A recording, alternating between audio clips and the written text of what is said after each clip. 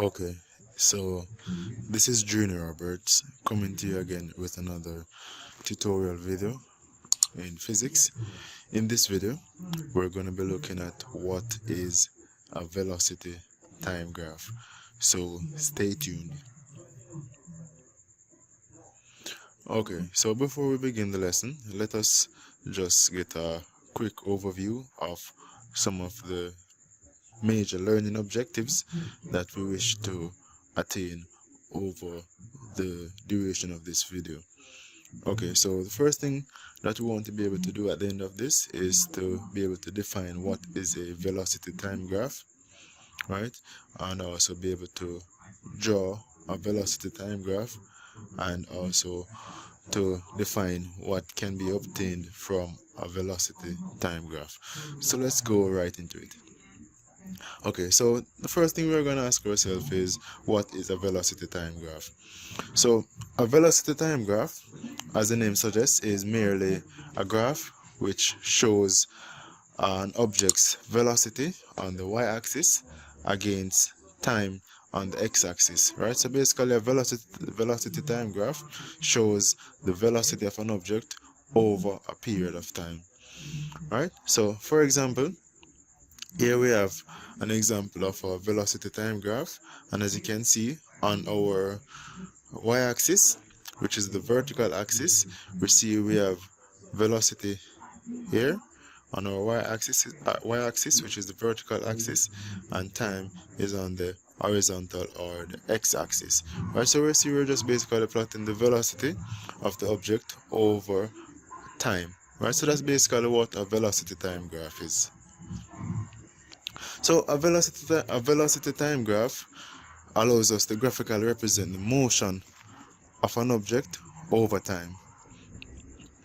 Now, once we know that we can actually use a velocity time graph to represent the motion of objects, we have to ask ourselves, how exactly do we go about drawing a velocity time graph?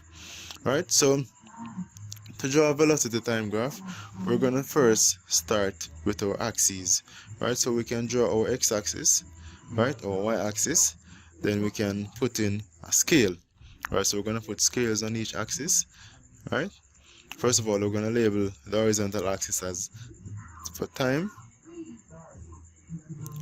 right? The vertical axis is where we're going to put our velocity, and then we're going to put in some markings for the scales on both axes, and then we can fill in some values. Right, so on the x-axis we are going up in increments of 1, so we'll go from 1, 2, 3, 4, and so on. Right, then on the y-axis we are going up in increments of 5. Right, so these two essentially represent our two scales, our x-axis on the scale and the y-axis on the scale. Right, now once we have the scales in place, we can then go ahead and draw our velocity time graph, or our plot of the velocity of the object over time. Right, and then finally we're going to put in our title, which indicates to us that we've actually just drawn a velocity time graph. Right, so we've just covered what is a velocity time graph. We've looked at how we go about drawing velocity time graph. Now, let us discuss what can be obtained from a velocity time graph. So some very useful information can be obtained from a velocity time graph, right? And we're going to actually look into what those useful information are, which we can obtain from the velocity time graph.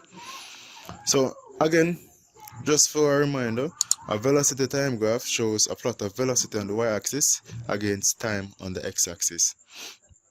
So the motion of the object over a period of time is the first thing we can obtain from a velocity time graph, right? So here we have a diagram showing a velocity time graph. So we can actually observe from this velocity time graph the motion of whatever object we're studying, right? So in the first instance, where we have this diagonal sloping line, it indicates to us that the object is accelerating uniformly, right? So it's accelerating uniformly at a steady pace, right? So over time, it is increasing its velocity, which is what we're actually seeing here, right? And we can remember that acceleration is the rate of change of velocity, right? So since this is actually changing its velocity in a uniform manner over time, we say that it is actually accelerating uniformly, right? Here in the second half, right, we see that the object is moving steadily, right? So it's moving with what we call a constant velocity over time, right? So it's moving, however, it's moving with constant velocity. So there's no increase or decrease in the velocity of the object.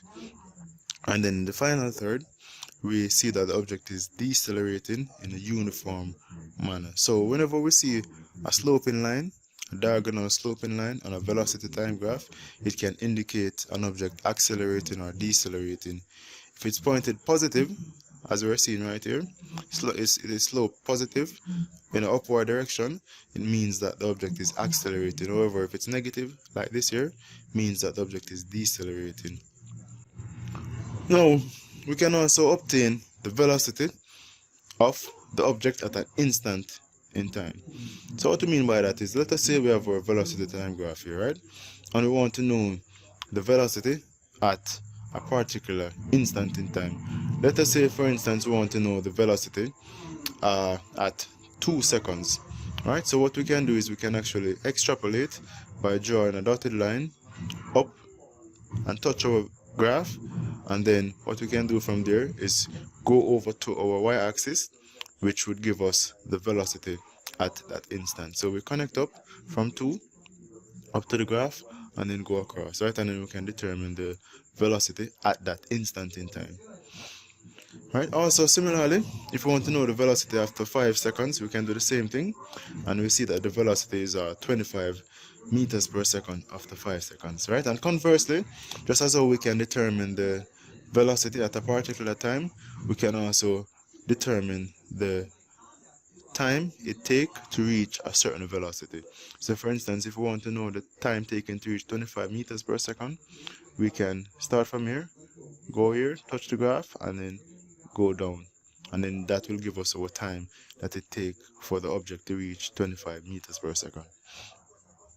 Now, the next thing that we can obtain from a velocity time graph is the acceleration of the object, right? So again, taking our velocity time graph, right, you can recall that we said that the slope gives the acceleration. Well, the slope indicates an object accelerating or decelerating, right? And we're saying here that the acceleration is equal to the slope of the graph, right? So what that means is that we can actually determine the acceleration of the object by finding the slope of the graph, right? So to find the slope, we can draw our large triangle, right?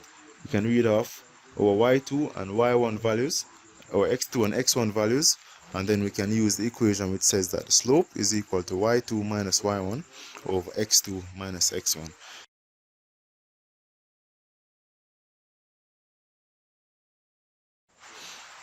Alright, so the next thing that we can obtain from a velocity time graph is the displacement of the object, right? So the displacement of an object from a velocity time graph is given as the area under the graph, right? So if we look at this shape here, the shape of the graph, we see that it actually forms a sort of a complex shape in the form of a trapezium, right, with two parallel sides. So we're forming a trapezium. However, we can actually choose to break this up into simpler shapes, right? So if you look closely, we can actually break this up into a triangle there, a rectangle, and another triangle. So we have two triangles and a rectangle, and then we can find the area of these individual shapes and then add them up to get the total area under the graph, which is the displacement, right? So the displacement is the area under the graph, right? So we have our triangle there, and our triangle there, and in the middle we have our rectangle, and we know that the area for a triangle is half base times height, right? So we'll use half base times height to find the area of both triangles, and also the area of our rectangle is the length times width. So once we've found those three areas, we'll add them up, and that will give us the area under the graph, which again is the displacement of the object. Okay, so let's just wrap all that we have actually learned just now. Alright, so we said that a velocity time graph is a graph that shows a plot of the velocity of an object on the y-axis against time on the x-axis. Right, we also said that we can use a velocity time graph to obtain useful information about the motion of an object. Right, so things we can obtain from a velocity time graph, right, include the motion over a period of time, the velocity at an instant, the acceleration, which is given by the slope of the graph, and also we can determine the displacement, which is the area under the graph. Right, so this was Junior Roberts with realjuniorroberts.com. If this video was helpful, please hit the like button, consider subscribing so you are updated whenever I post new videos like this. If you think this might be helpful to someone, please share. If you have any questions, I do welcome them in the comments. If you want to follow me on social media, you can find me at realjuniorroberts.com on Instagram and on Facebook. Thank you so much for watching.